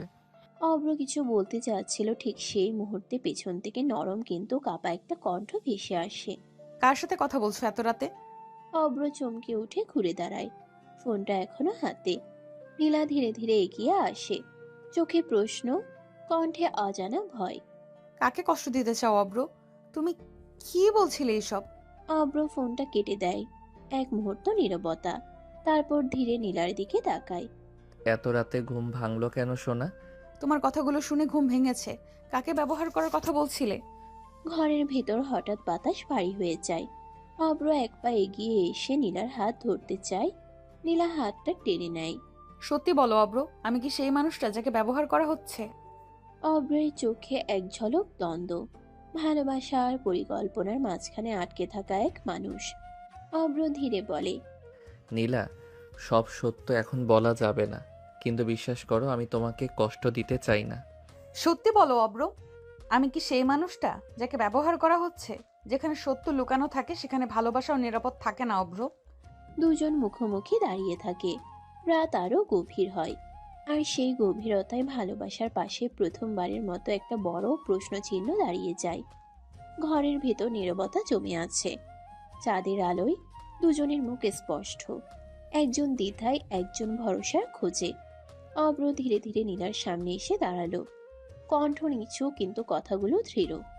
পৃথিবীতে যত সত্যি থাকুক নীলা, সবচেয়ে বড় সত্যি একটাই, আমি তোমাকে ভালোবাসি। নীলা চোখ তুলে তাকায়, চোখে জমে থাকা প্রশ্নগুলো কাঁপতে থাকে। অভ্র এক কদম কাছে এসে বলে, তুমি শুধু এতটুকু বিশ্বাস করো, বাকিটা আমি দেখব। তোমার সামনে কোনো ঝড় এলে আমি ঢাল হয়ে দাঁড়াবো। নীলার বুকের ভেতর জমে থাকা ভয়টা ভেঙে পড়ে। সে আর কিছু না বলে হঠাৎ অভ্রকে শক্ত করে জড়িয়ে ধরে। আমি তোমাকে বিশ্বাস করি অব্র, পুরোটা। অভ্র অবাক হয়ে নীলাকে জড়িয়ে ধরে আরো শক্ত করে, হাত বুলিয়ে দেয় তার চুলে। নীলা মাথা তুলে বলে, কিন্তু একটা কথা দাও, তুমি কখনো কষ্ট দিও না আমাকে, আমি ভাঙতে পারবো না। কষ্ট দিতে হয় সোনা, আমি তোমাকে আগলে রাখতে চাই আজীবন। নীলা অভ্রর বুকে মুখ লুকিয়ে রাখে। কিছুক্ষণ দুজনেই চুপ করে থাকে, কোনো প্রশ্ন নেই, কোনো উত্তরও নেই, শুধু বিশ্বাসের উষ্ণতা। সকালের আলো জানালা গলে ঘরে ঢুকেছে। রাতের নীরবতা ভেঙে নতুন দিনের শুরু। নীলা গোসল সেরে ফ্রেশ হয়ে আসে, চুল ভেজা, মুখে ঘুমু ঘুমু ভাব, তবু চোখে অদ্ভুত একটা প্রশান্তি। বিছানায় আধশোয়া অভ্রর দিকে তাকিয়ে নীলা বলল, অব্র ওঠো না, আমার খুব খিদে লাগছে। অভ্র চোখ মেলে তাকায়, হালকা হাসি খেলছে ঠোঁটে। হঠাৎ নীলার হাতটা ধরে কাছে টেনে নিয়ে আসে। নীলা ভারসাম্য হারিয়ে অভ্রের বুকের কাছে এসে পড়ে। কেন সোনা, আদর বেশি হয়ে গেছে নাকি? এইসব বলো না, ওঠো তো।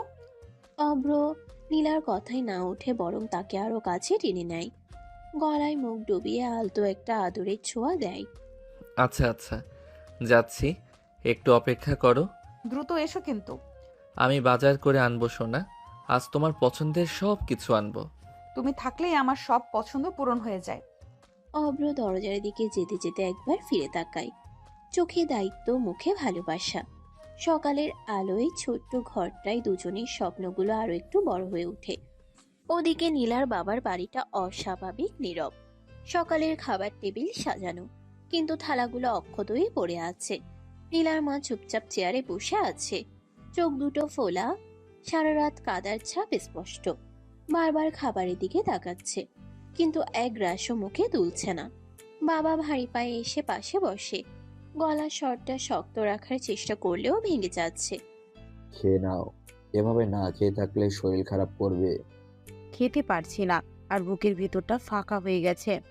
নিজেকে শক্ত করো, ও নিজের সিদ্ধান্তে গেছে। ও আমার একমাত্র মেয়ে, ওকে ছাড়া আমি কিভাবে থাকবো বলো তো? কোনোদিন ভাবিনি ও এভাবে চলে যাবে। বাবা মুখ ফিরিয়ে নেয়, চোখের কোণে জমে থাকা জল লুকানোর চেষ্টা। আমি না না করেছি, অনেক বোঝাতে চেয়েছি কিন্তু কথা শোনেনি। তবুও তো ও আমাদেরই রক্ত, ভুল করলেও ও আমাদের মেয়ে। আর এই ভুলটাই আমি মেনে নিতে পারছি না। রাগ করো, অভিমান করো, কিন্তু এভাবে বুকের ভিতর পাথর জমিয়ে রেখো না। একদিন তো বুঝতেই হবে, ও সুখে থাকলে আমাদের হারটা সহ্য করা যায়। আমি শুধু চাই ও কষ্ট না পাক, কিন্তু আমি এখনো মানতে পারছি না। ঘরের ভিতর আবার নীরবতা নামে। একদিকে মায়ের না খাওয়া থালা, আরেকদিকে বাবার না বলা কষ্ট। নীলা না থাকলেও তার শূন্যতা পুরো বাড়িটা জুড়ে বসে আছে। সকালে রোদ একটু তির্যক হয়ে জানালা দিয়ে ঢুকছে।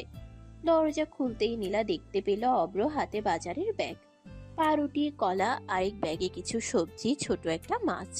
নীলা একটু অবাক হয়ে তাকালো। এত কিছু আনলে কেন?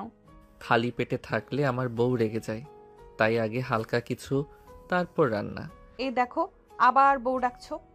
তুমি পাউরুটি খাও, আমি রান্না শুরু করি। আমি একা খাবো কেন? তুমিও বসো। অব্র আর না বলল না। দুজন পাশাপাশি বসে পাউরুটি আর কলা খেলো। ছোট্ট টেবিল, সাধারণ খাবার, কিন্তু নীলার মনে হচ্ছিল অনেক বড় আয়োজন। খাওয়া শেষ হলে অব্র গামছা কাঁধে নিয়ে রান্নাঘরে ঢুকলো। নীলা দরজায় দাঁড়িয়ে তাকিয়ে আছে।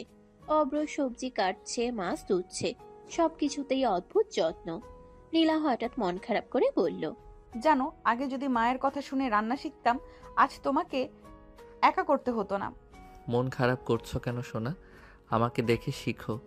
চাকরি পেলে তো আমার রান্না করার সময় থাকবে না, তখন তোমাকেই সামলাতে হবে সব।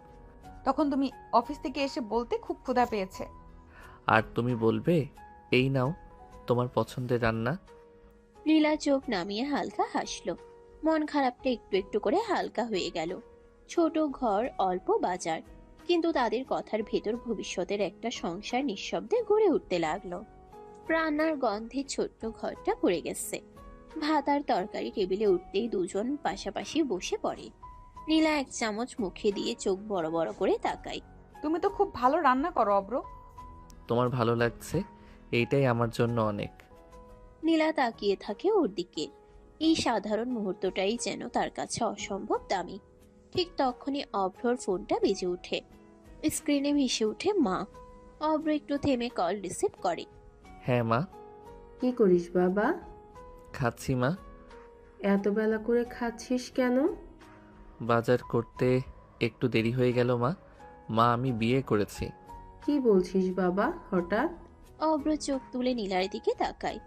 নীলা থমকে গেছে, শ্বাস আটকে আছে। অভ্র শান্ত গলায় বলে, ইচ্ছে হলো তাই মা।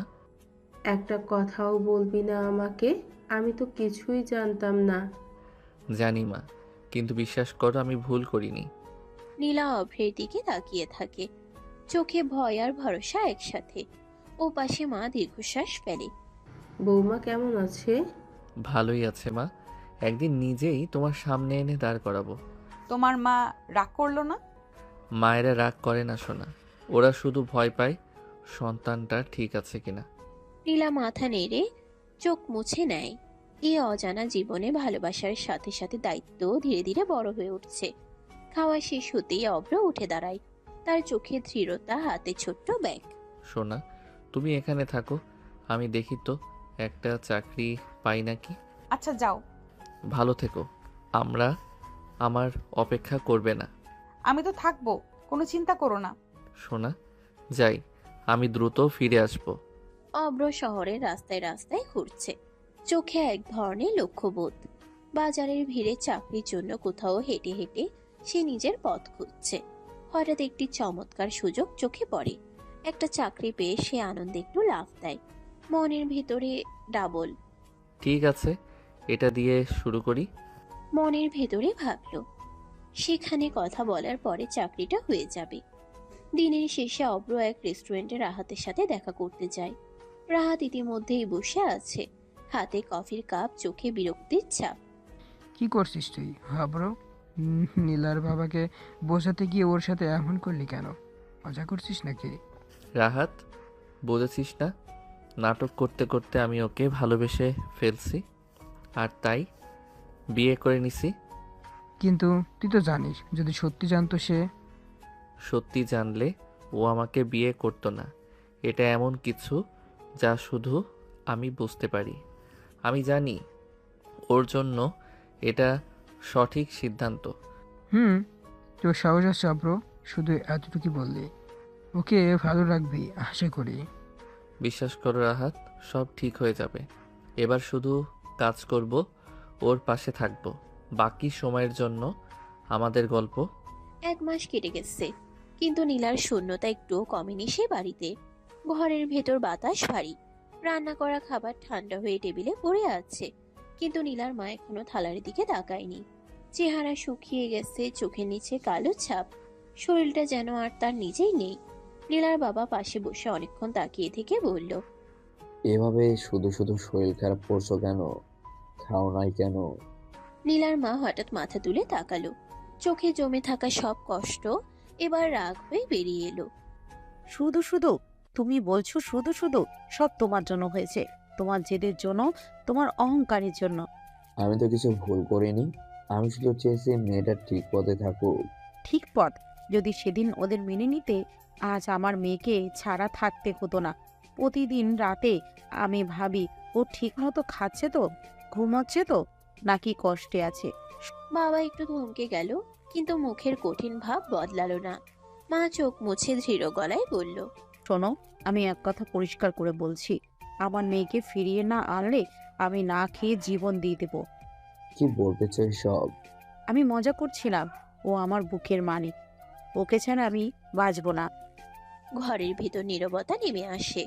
বাবা প্রথমবারের মতো মুখ ফিরিয়ে নেয়, চোখের কোণে জমে ওঠা জল সে লুকোতে চায়। নীলার মা আবার চুপচাপ শুয়ে পড়ে, কিন্তু তার শেষ কথাগুলো পুরো ঘর কাঁপিয়ে দিয়ে যায়। একদিকে মেয়ের অভিমান, অন্যদিকে মায়ের অনশন, আর মাঝখানে দাঁড়িয়ে থাকা এক বাবার ভাঙতে থাকা অহংকার। ঘরের বাতাসে রান্নার গন্ধ ভেসে বেড়াচ্ছে। আজ অব্র ছুটি পেয়েছে, তাই নীলা সকাল থেকে মনোযোগ দিয়ে রান্না করেছে। ছোট্ট টেবিলে ভাত, তরকারি, মাছ, সব সাজানো, সবই নিখুঁত, অব্রর পছন্দ মতো। অব্র হেসে তাকালো। সোনা, তুমি তো 1 মাসেই সব রান্না শিখে গেলে। তোমার জন্য তো শিখতেই হলো, কারণ এসব তোমার পছন্দ। রাহাতকে পাঠিয়েছি গ্রামে মাকে আনতে। ও, অনেক ভালো করেছো, আমার একা থাকতে ভালো লাগে না। ঠিক তক্ষুনি হঠাৎ কলিং বেল বাজলো। নীরবতা নেমে আসে। নীলা দরজার দিকে ধীরে ধীরে এগোতে লাগলো, কান্নার মতো হালকা কাঁপন হাতে ধরে। দরজা খুলতেই নীলা থমকে যায়। দূরে দাঁড়িয়ে আছে নীলার বাবা। নীলার চোখে ভয় আর রাগের মিশ্রণ। কিছুক্ষণ দুজন একে অপরকে চেয়ে থাকে। তুমি এখানে কি করছো? আমার মেয়েকে ভালো রাখতে পারছে নাকি? এই ঘর, এই জীবন আমি সব দেখতে চাই। আপনি চিন্তা করবেন না, আমি ওকে ভালো রেখেছি। ঘরের বাতাস ভারী, চোখে চোখ রেখে দাঁড়িয়ে আছে নীলার বাবা। চোখে রাগ, গলায় তীব্রতা। তোর মতো ছোট লোক কিভাবে আমার মেয়েকে ভালো রাখবি? টাকা নেই, অবস্থান নেই, এসব দিয়ে কি করবি? ভালোবাসাই সব স্যার, টাকা তো শুধু মোহ মাত্র। যে ভালোবাসে সে সব দেখবে, সব বুঝবে। নীলা চল, আমি জানি তুই ভালো নেই, এভাবে এক অচেনা ছোট লোকের কাছে সুখী হওয়া সম্ভব নয়। না বাবা, আমি সুখে আছি, তুমি বোঝো না কেন? টাকাই জীবনে সব না। অভ্র নীরব দাঁড়িয়ে থাকে, শুধু নীলার হাত ধরে। নীলার চোখে অদ্ভুত এক দীপ্তি, মুখে দৃঢ়তা। বাবা কিছুক্ষণ চুপ থাকে, হয়তো বুঝতে পারছে নীলার মনে অব্রর ভালোবাসা কোনো টাকার প্রভাব ছাড়া শক্তিশালী। নীলা ধীরে ধীরে অব্রর দিকে তাকায়, হাসি দিয়ে বলল, বাবা আমি ঠিক আছি, তোমার মতো কাউকে চাই না। ঘরের বাতাস আরো ভারী হয়ে আসে। বাবা কপালে ভাঁজ দিয়ে চোখে কঠিন ভাব নিয়ে দাঁড়িয়ে আছে। আজ ভালোবাসা দেখাচ্ছে, কিন্তু মনে রেখো, কাল বড়লোক কাউকে পেলে সেই মেয়ের কাছে চলে যাবে। তুমি মানুষের মন জানো না বাবা। আমি আলাদা মানুষ, অব্রও আলাদা। আমরা টাকার জন্য নয়, সত্যি ভালোবাসার জন্য একে অপরের। বাবা কপাল ভাঁজ করেও কিছু না বলে শুধু তাকিয়ে থাকে। অব্র নীরব দাঁড়িয়ে নীলার হাত আঁকড়ে ধরে। দুইজনের মধ্যে যে শক্ত সম্পর্ক তার একটি স্পষ্ট ইঙ্গিত চোখে পড়ছে। নীলা আরো শক্ত কণ্ঠে বলল, তুমি যা ভাবছো তা ভুল। আমি কখনো কাউকে শুধু অবস্থান আর টাকার জন্য চাইবো না। অব্রই আমার জীবন, আমার সুখ। বাবার চোখে অদ্ভুত এক ঝলক। মনে হয় হয়তো বুঝতে পারছে এই প্রেমের শক্তি টাকা আর ক্ষমতার চেয়ে অনেক বড়। ঘরের বাতাস এখন অন্যরকম শান্ত, অথচ শক্তিশালী। অব্র ধীরে এগিয়ে দাঁড়িয়ে নীলার বাবার দিকে চোখ রাখলো। দেখুন স্যার, গরিবও ভালোবাসলে সুখী রাখতে পারে। নীলার বাবা চারপাশে চোখ বুলালো। ঘরের কোণে রান্নার সৌন্দর্য, টেবিলে সাজানো খাবার, নীলা আর অব্র হাত ধরে দাঁড়িয়ে আছে। সব দেখেই যেন এক মুহূর্তে বোঝা গেল এখানেই আছে এক সত্যিকারের সুখী পরিবার। অব্র কণ্ঠটা আরো দৃঢ় করলো, আপনার এত বছরের ভুল ধারণা ভাঙলো তো। দেখলেন, গরিবরাও ভালোবেসে সুখে রাখতে পারে। বাবা চোখ কিছুক্ষণ বন্ধ করে নিল। হৃদয়ে অজানা এক প্রশান্তি ভরে উঠল। কোনো উত্তর দিল না, শুধু চুপচাপ নীরব হয়ে ঘরে সব দেখছে। নীলা ধীরে ধীরে অভ্রর দিকে তাকালো, হাসি ছড়িয়ে বলল, দেখেছো বাবা, কোনো টাকা বড়লোকের ক্ষমতা নয়। ভালোবাসা থাকলেই জীবন সুন্দর হয়। সোনা, সব ঠিক হয়ে গেছে। আমাদের প্রেম, আমাদের পরিবার, আর কারো অনুমোদন দরকার নেই। ঘরের বাতাস হঠাৎ হালকা হয়ে এলো। রাগ আর দ্বন্দ্বের ছাপ কিছুটা কমছে। নীলার বাবা চোখে এক অদ্ভুত মৃদু হাসি ফুটিয়ে বলল, আমি বুঝতে পারছি গরিব বড়লোক দিয়ে ভালোবাসা হয় না। চলো, তোমরা আমাদের বাড়িতে আসো, আমি মেনে নিলাম তোমাদের। নীলা আনন্দে চোখ ঝলমল করল, হৃদয়ে খুশির ঢেউ বয়ে গেল। কিন্তু অব্র ধীরে বলল, চোখে মিশ্রিত ভাবে সঙ্গে, এটা যদি আগে বুঝতেন, আমার মাকে সারা জীবন পরিবারের জন্য কাঁদতে হতো না। কি বলছো তুমি?